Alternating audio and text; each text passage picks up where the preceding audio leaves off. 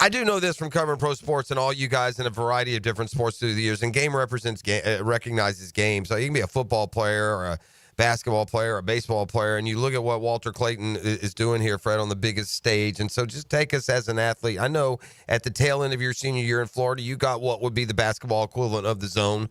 I mean, I'm sure you saw every step before it happened, every hole before it opened. That blitz that you went on, then that home stretch of your last year in Gainesville will, probably never be matched. So I assume that Clayton is kind of in that same sphere. Yeah, I wouldn't argue that. I mean, just an amazing player out of Bartow, finally getting the opportunity to show everybody what he's all about, first-team All-American. Very similar to what I put together there. And so, everything's about timing, right? You heat up at the right time. Hopefully you can get an opportunity. He's a kid who, let's say, I'm trying to figure out who career he reminds me of on a pro level. You know who he reminds me of, Fred? Jamal Murray. That's mine. He plays what? Bingo. Isn't that a good one? You hit it right. Kind of like a good size. He can go inside. He can get hot from three. That's who he reminds me of. That's a very good one. He's tough. He's going to take it in there. He's going to bang. Not extremely tall guy, 6'3", 6'4". Yeah. Like he can get same body type, real similar bodies, I think. Right. So just perfect timing for him and everything, man. And what he's done for Gator Nation is huge. So hopefully they can deliver tonight. All right, let's talk some football. I'm not like surprised. I mean, I get how it works, but the polarization of Shedeur Sanders is somewhat strange from this standpoint. At this late in the process, Fred, guys who are really, evaluating the draft, I find it strange that one could still have him falling no further than fifth or sixth or ninth, and yet somebody else can have him in the bottom of the first round or outside the second. The polarization obviously comes from the family name. I'm sure if the guy's name was Bill Smith, I don't know what kind of conversation we'll be having.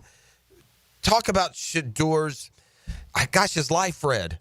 I mean, you're Deion Sanders' kid. You're playing more than capable football of your own. You always have that attached. He seems to embrace it, which is what I would give. Look, you've been the father of a athlete trying to be a pro. There's a lot going on here, more than just a young man trying to get ready to be a quarterback in the league.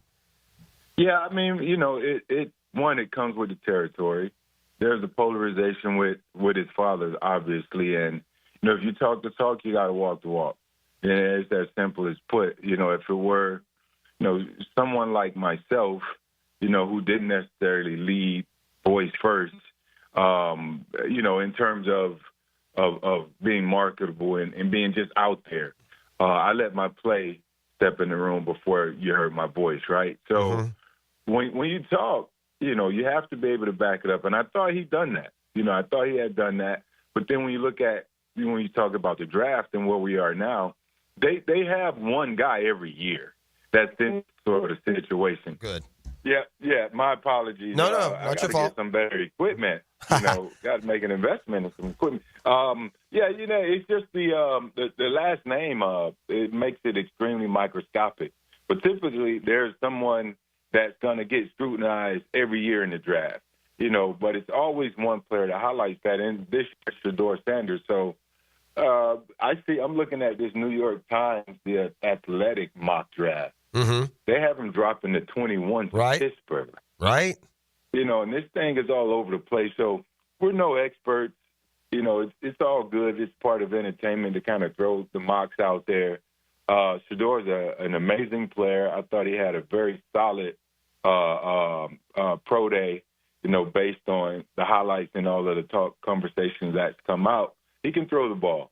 He didn't have a great line. He's certainly a pocket passer, and he's just got to find the right system. And a lot of times, too, on draft day, it comes down to that, too, as well. When you're not a, solidified number one, which obviously he's not at this point, but he's a very good player. He will be drafted, and hopefully he can go out to have a pretty good career.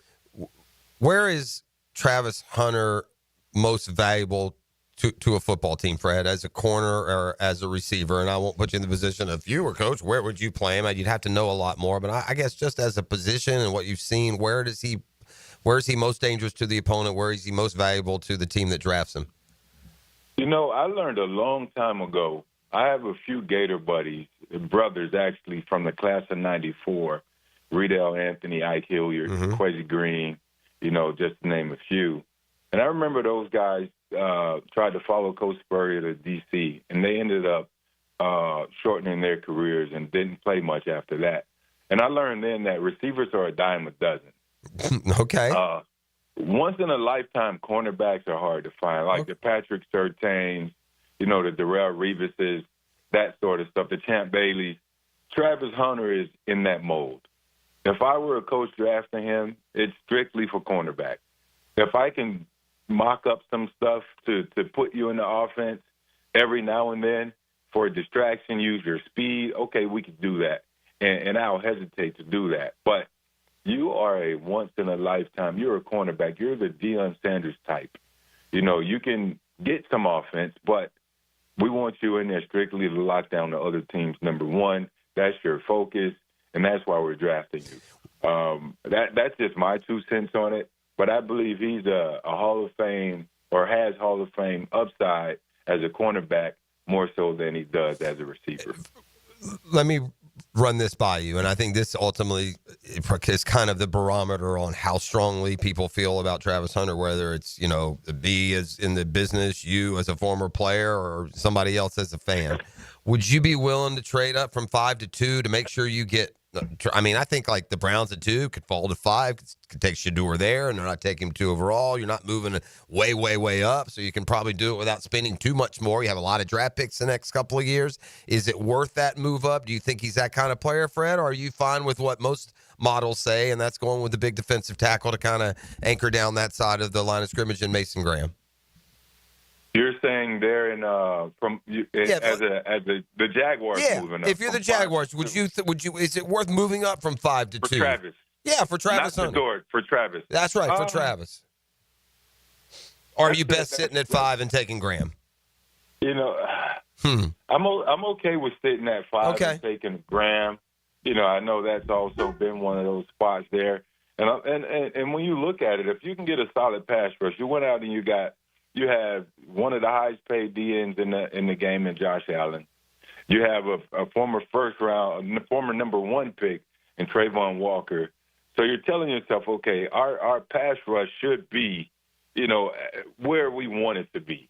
And if we can throw in a solid defensive tackle and rookie Mason Graham to help kind of anchor that down or give us a bit more of a boost if he's really that good, especially considering where you're taking him in the top 5, he should have an immediate impact, right? Yeah. So, no, your D-line is going to make your secondary better. You have opportunities to get more cornerbacks in later rounds. So if this kid Mason Graham is as solid as they say he is, I would stay at 5.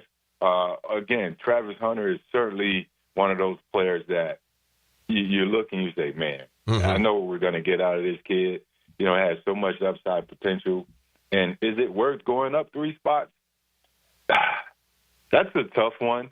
Yeah, it's so tough because you have 2 really good players there. Yeah. And what do you have to give up in order to get there? Then you risk, other future. That's the big picks. question. If you're only going to take like a third this year and a third next year, and I've got extras in those rounds, then we'll talk. But no, to your point, if you want my 5th pick and you want my second rounder and next year's second, no. Yeah, you're right. Absolutely. That's a bit tough. Yeah, so draft capital is, I guess, going to be, the big things. And they like having that. And they like having that because you can find some quality players there in the second, third round, more so than taking a shot on the first round or a top 5 guy who just might wind up not being what you thought. Right. And we've had a few of those. Yeah, and if you give up extra, then it especially stings. I got one last question for you, Freddie. I know it's been tabled till May. I feel like the momentum is gathering towards making it illegal. Where do you stand as a former player on the Tush push? Is that a play that should be legal, or should we? Is it time to push it out? I think the biggest argument that the league has, because the safety argument is not going to work. People aren't getting injured on the play, but you're not allowed to push and pull players all over the rest of the field, and maybe you shouldn't be allowed to do it there at the line of scrimmage. But what say you? That isn't necessarily the case. We always did the modified version of the rugby scrum. Mm-hmm. When you're running, you're trying to get an extra yard. You see the guys kind of flying and getting the defenders off of you, and that's always been a thing. And If the big linemen come in late, then it's considered a penalty. But if they come in and give you a little push, you see guys pushing guys into the end zone all the time. Oh, yeah. I think Fred, to your point, I think they're going to outlaw that too. I think pushing players downfield, no matter whether it's the tush push and a quarterback sneak or whether it's a bubble screen and the action seems stopped, they're not going to let you just continue to take away from the toughness. If it was the toughness that increased that's fair. injury liabilities, then I get it. But if it doesn't increase injury liability, let them play. It's just a teammate being a teammate. And, so the tush push, last I checked, it's the copycat league. You also have an opportunity to do it. Mm-hmm. Yeah. We got to find a way to stop it. Yeah. The Jags did, if you remember. We stopped it. We stopped them like three out of 4 or 4 out of 5. Correct. Yeah, so, the only thing we did. Yeah, so just prepare for it, show up, and make it go. You start taking everything away from the game. It's a boring play if you're on the other side, but if you're on the offensive side, get an opportunity to execute or get that 1 yard, then, hey, it's a fun play. So I'm a fan of the tush push, as simple as it looks, because it's an effective play. And I'm also an offensive player, so I don't have a problem with it. But, yeah, I mean, if it's not one of those things that's increasing the liability for injury, I mean, keep it in the game. Yeah, learn how to stop it. Fair enough. All right, Fred, have a great week. I'll always enjoy our conversation.